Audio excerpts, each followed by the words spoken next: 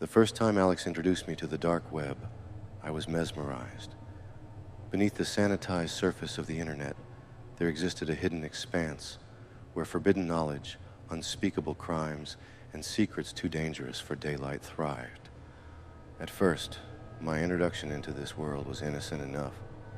Tutorials on coding, an occasional peek at the peculiar, and, admittedly, a fascination with the taboo. But today, everything changed. Today, I found something that will haunt me for the rest of my life. It began when I moved to a new town just before starting high school. My parents insisted the move was for our safety. They were fleeing the shadow of a series of grisly murders that had unfolded in our previous town. Crimes that had shaken the community to its core. To me, it felt excessive. A string of killings was disturbing, sure, but the decision to uproot our entire lives over it seemed dramatic. I didn't question them at the time. I was too focused on adjusting to the isolation of being the new kid. Then I met Alex. He was the first person who really made the new town feel bearable. We bonded over a shared love of the internet, though our interests diverged. I was hooked on games and online communities, while Alex had a knack for the technical side of things. He was a natural coder, always tinkering, always curious. His curiosity was what made him different, and as I would later learn, dangerous. For years, Alex and I were inseparable.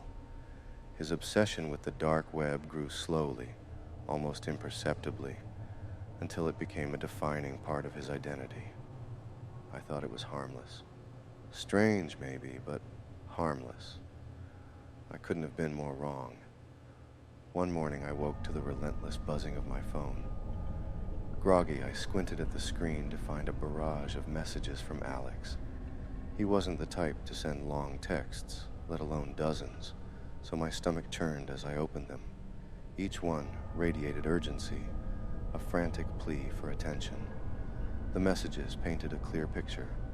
Something was wrong. My parents were at work, leaving me free to head to Alex's house immediately. As I approached, unease settled over me. 4 police cars were parked outside, their flashing lights casting a surreal glow on the scene. Neighbors had gathered in clusters, whispering and craning their necks to catch a glimpse of the commotion. Among them, I saw news vans, reporters, clutching microphones and jostling for position. It was chaos. I pushed through the crowd, my heart pounding in my chest. Alex's mother stood on the porch, her face pale and streaked with tears. She waved me inside, her voice trembling as she explained. Alex was missing. Her words hit like a blow to the chest. Missing. The word reverberated in my mind, too large, too incomprehensible to process. How could Alex be gone? I had heard from him just hours earlier. His frantic texts felt like breadcrumbs, a desperate attempt to lead me to some understanding of what was happening. But they only deepened the mystery. Inside the house, detectives moved with quiet urgency. Their clipped tones and furrowed brows betrayed their efforts to appear calm. I wanted to scream at them, to demand answers, but I knew they had none. Instead, I sat in the living room, numb and helpless, as Alex's parents clung to each other in grief. My thoughts kept circling back to Alex's texts. What had he been trying to tell me? Was there something I was missing? Some piece of the puzzle that might explain his disappearance? My resolve hardened. I needed to know the truth. While the adults were occupied, I slipped upstairs to Alex's room. The air inside was heavy, the room eerily untouched. His computer sat on the desk, its monitor glowing faintly in the dim light. It felt like an invitation, a doorway into the mind of my missing friend. With trembling hands, I turned on the screen.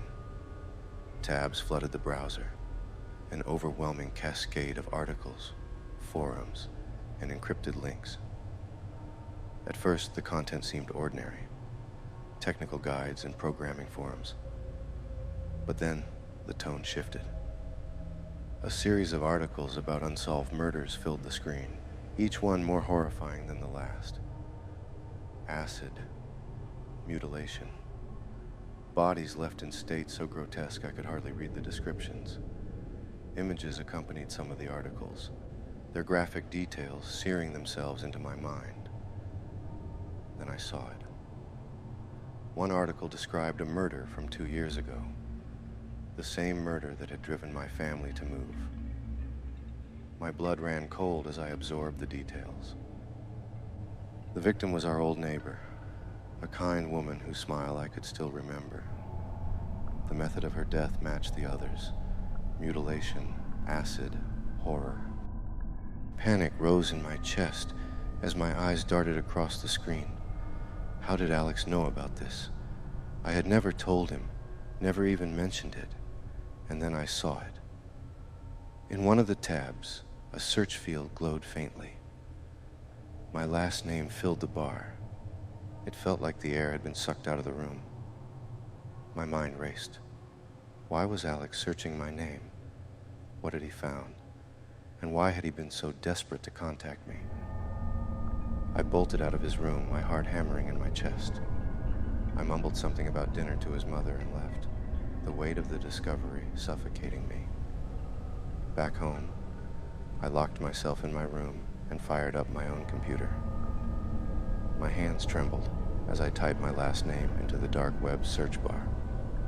The screen remained blank for what felt like an eternity, mocking me with its silence. Then, slowly, it began to load.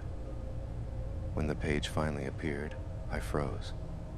Hundreds of videos filled the screen, each marked with cryptic, chilling titles. Dread pooled in my stomach as I clicked on the first. The video opened to a dimly lit basement. A woman sat strapped to a chair, her panicked breathing audible, even through the grainy audio. My stomach churned as I recognized her. It was our old neighbor. The heart-shaped tattoo on her neck confirmed it. 2 figures entered the frame. My parents. My father held a knife, my mother a scalpel. They moved with horrifying precision, their faces cold and detached, as they began their gruesome work. I couldn't look away, even as my mind screamed at me to stop watching.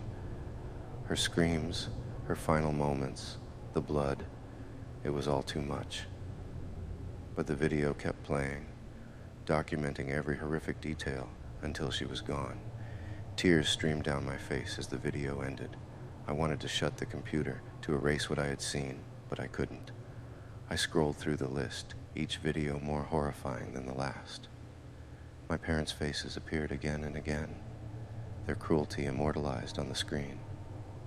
Then, at the bottom of the page, I saw it. A new upload, timestamped just hours earlier. My heart pounded as I clicked it. The screen filled with the familiar basement. This time, a man sat in the chair, his head covered with a sack.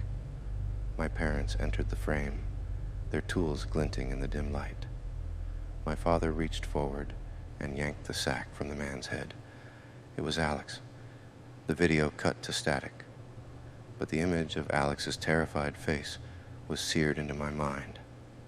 He had tried to warn me, to save me from the truth.